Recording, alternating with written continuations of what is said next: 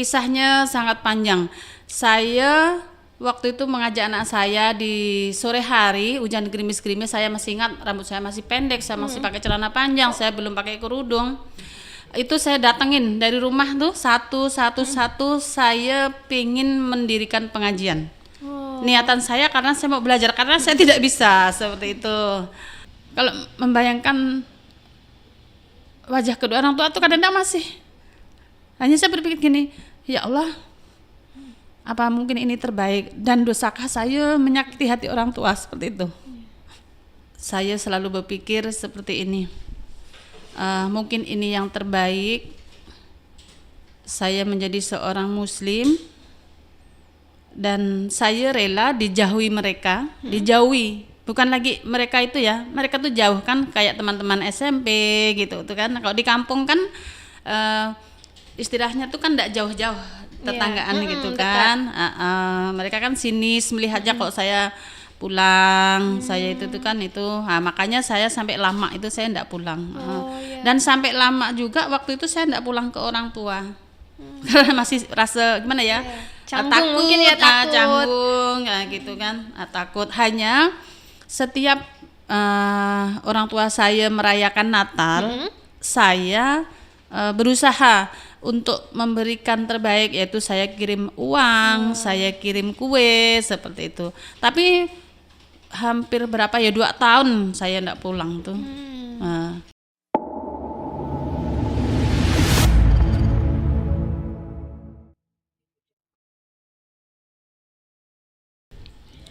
Kembali lagi bersama saya Ayu Rahmawati di podcast Ismuhu Yahya. Nah, alhamdulillah kali ini kita bersama seorang muslimah, seorang mu'alaf yang saat ini menjadi guru ngaji. Nah, di depan kita ini sudah ada Ibu Emi. Assalamualaikum Bu Emi. Waalaikumsalam Mbak Masya Ayu. Allah. Gimana kabarnya Bu Emi pagi ini? Alhamdulillah luar biasa. Masya Allah, semoga Allah berkahi ya Bu ya pagi ini. Amin. Nah, sebelum kita mengetahui perjalanan panjang Ibu Emi menjadi mu'alaf dan guru ngaji ini, nah kita mungkin teman-teman di luar sana belum tahu nih siapa sih Bu Emi nih. Mungkin Bu Emi bisa nih kenalan terlebih dahulu, mulai dari mungkin nama, terus kegiatan sekarang nih apa saja sih Bu? Baik, terima kasih Mbak Ayu. Insya Allah saya perkenalkan nama saya. Nama saya Ibu Emi Nurdiati.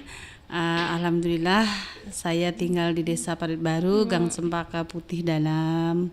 Dan saat ini saya dikaruniai 2 orang anak, satu laki-laki, yang satu perempuan. Alhamdulillah semuanya udah mandiri. Masya Allah. Jadi karena saya ini kan istilahnya banyak waktu karena hanya ibu rumah tangga gitu ya, hanya ibu rumah tangga.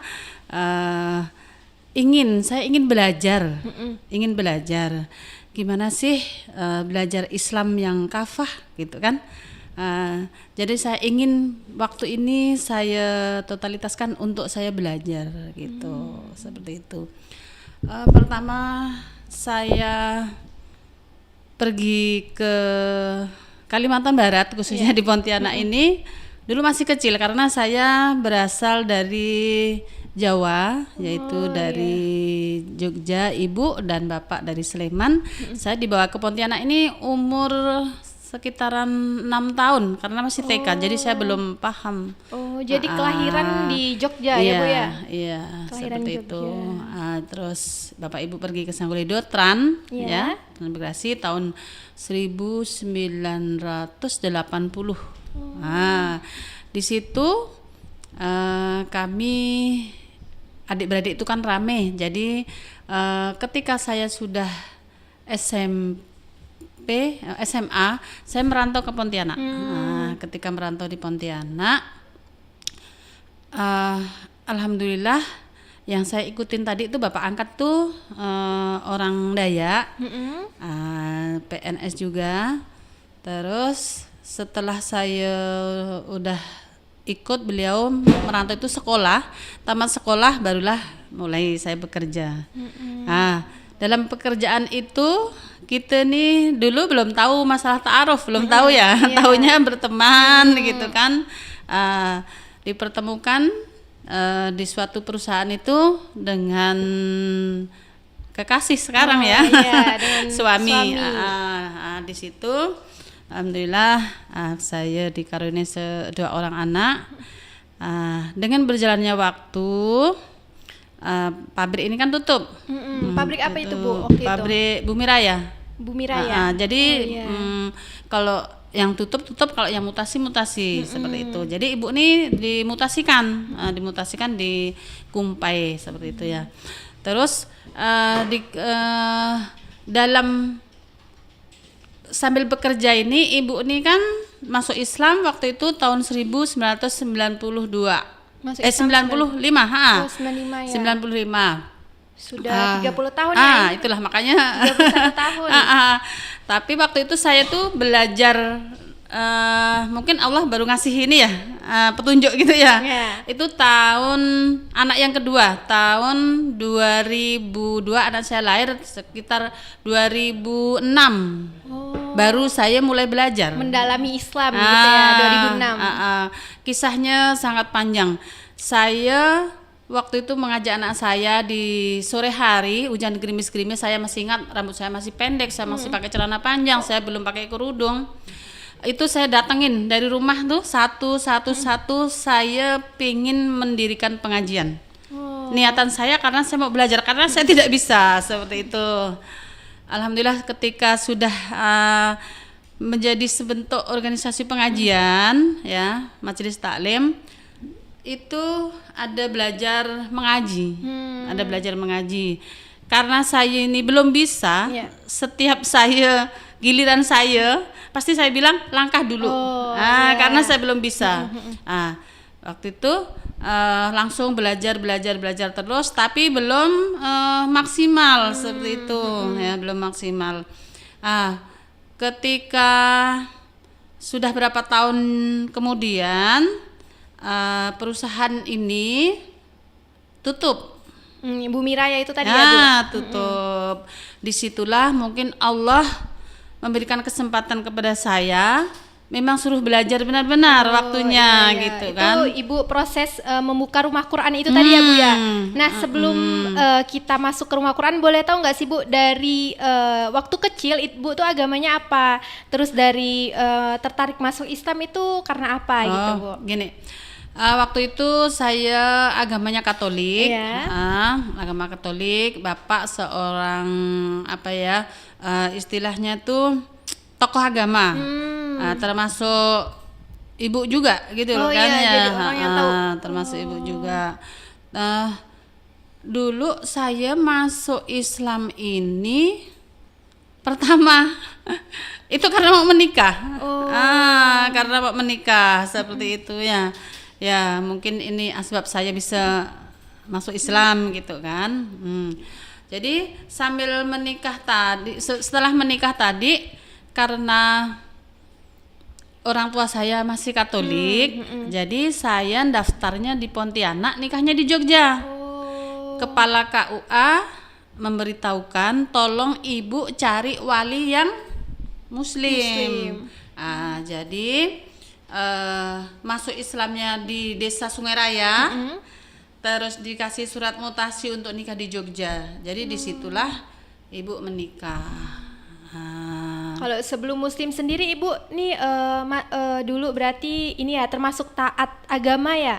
Taat agama karena kan orang tua juga taat agama ya. Nah, gimana sih tanggapan kedua orang tua Ibu nih setelah masuk Islam, sebelum masuk Islam?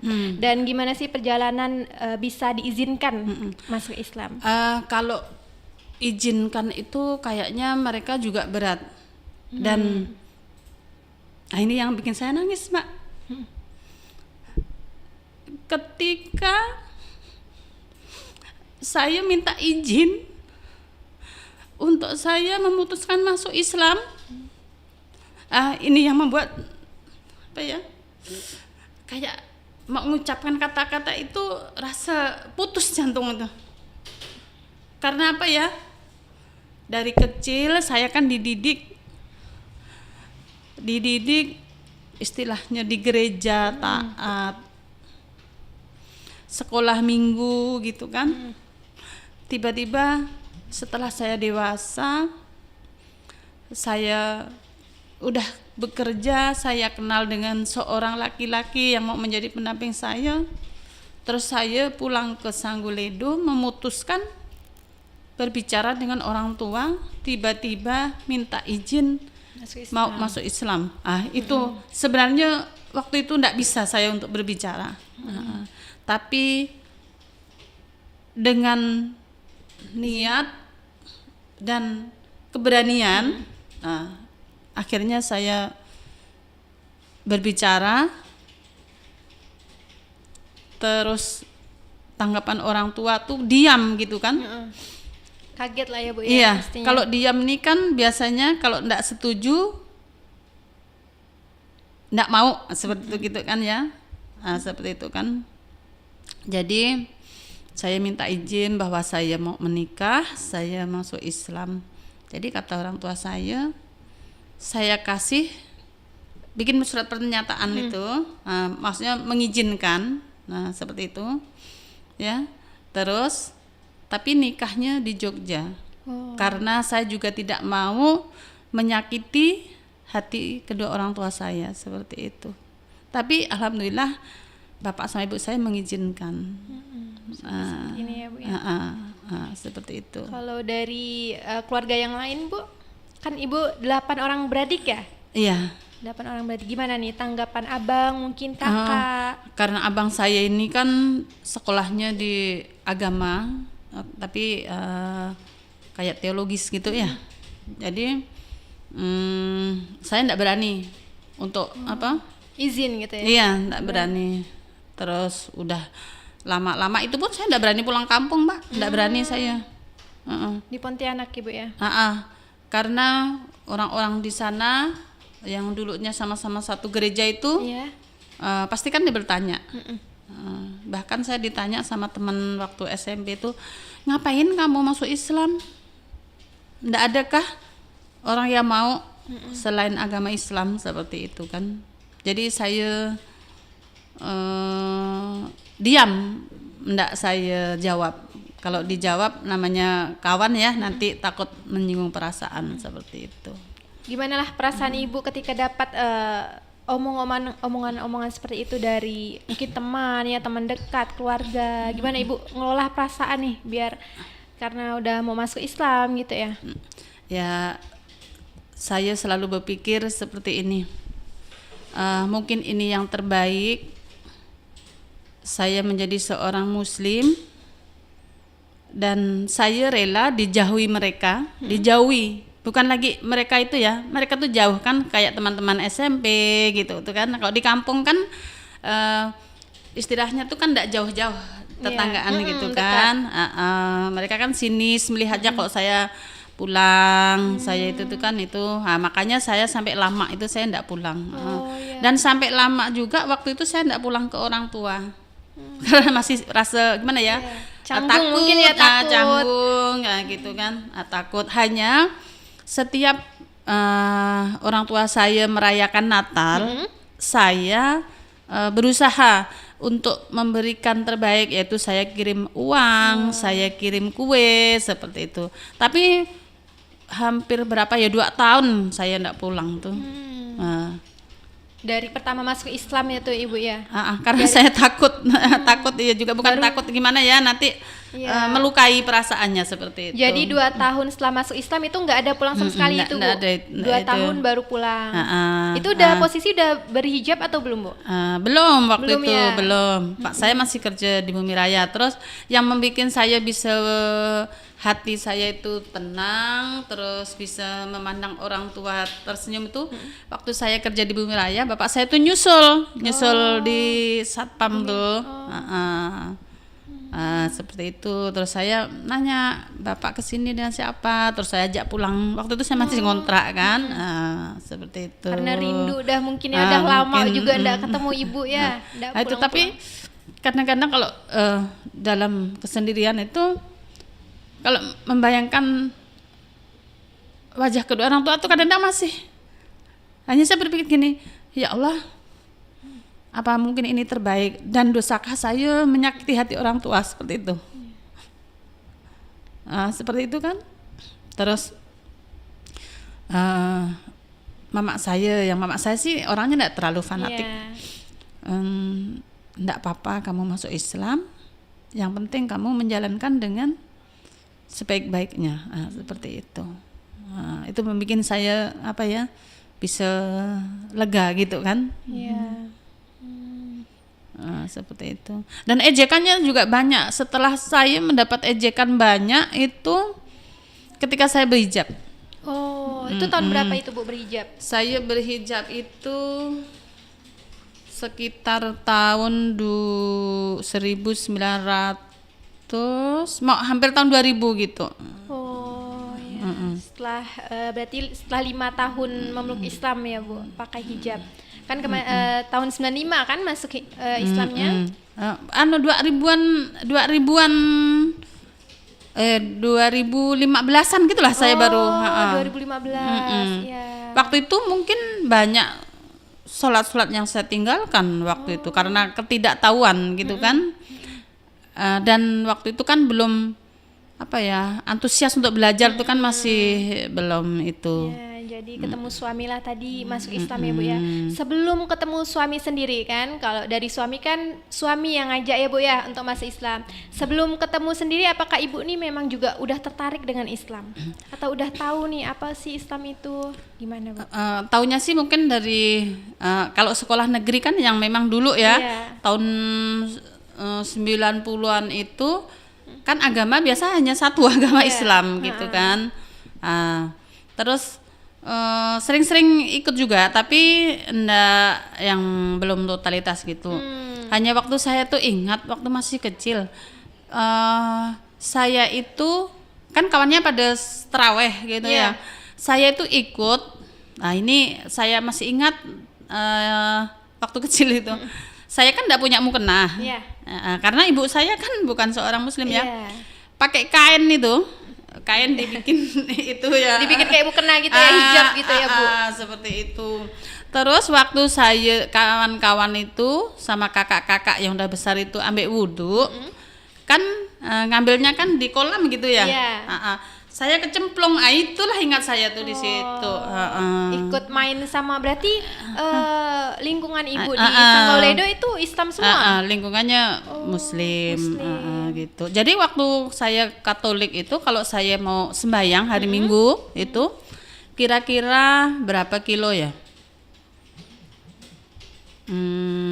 Kira-kira sini Sepadio kali ya. Wah, jauh ya Bu ya. Terus enggak lama itu di daerah saya tuh ada bikin kapel. Kapel tuh istilahnya kayak surau gitu.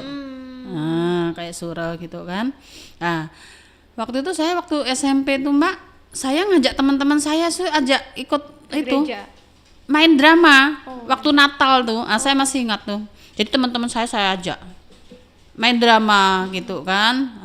Pokoknya masalah gereja gitu, masa kelahiran Yesus Kristus. Teman-teman Islam itu ya. Waktu itu teman-teman saya masih ingat tuh. Jadi teman-teman saya juga pada mau. Itulah kalau saya pikir sampai sekarang. Padahal dulu kan udah ada kiai, udah ada ustadz. Ngapa dulu saya ngajak mereka itu kok enggak dilarang gitu kan? Tapi karena itu kan peringatan Natal itu kali ya. Jadi teman-teman saya ajak latihan kayak model saya untuk ngaturnya, nanti kamu yang nyanyi lagu Malam Kudus ya. ini ya sampai sekarang tuh bakal udah enggak ada fotonya kali ya karena kan udah berapa puluh tahun yang lalu. Zaman dulu ya Bu, belum ada kamera ya. Belum ada kamera. Ingat teman saya tuh saya suruh pakai baju putih-putih, nanti malam kudus nanti lampunya dimatikan, saya bilang gitu. Jadi ikut mereka tuh seperti itu. Kalau perayaan Islam sendiri Ibu ikut enggak Bu? Pas mereka lebaran gitu, mungkin tertarik di situ ada enggak ikut? Waktu itu belum. Waktu itu belum. Hanya ketika sudah mau SMA itu tuh kan adik ipar kakak saya itu kan tinggal serumah. Dia tuh biasa puasa Senin Kamis. Jadi saya nanya, ngapain makan malam-malam? Saya bilang gitu kan, sahur katanya gitu. Jadi dari situlah saya tuh ngawankan dari dia bikin apa, karena Masakan sahur. kan di kampung itu kan masih pakai api dulu kan. Oh sahur, saya bilang, karena saya tidak puasa ya, saya tidak dikasih, saya tinggal diam gitu ya kan ya. Di situ. Terus senangnya tuh ketika saya sudah apa ya, mempelajari Islam tuh, rupanya Islam nih mengajarkan kita nih juga tidak berlebihan ya, sederhana.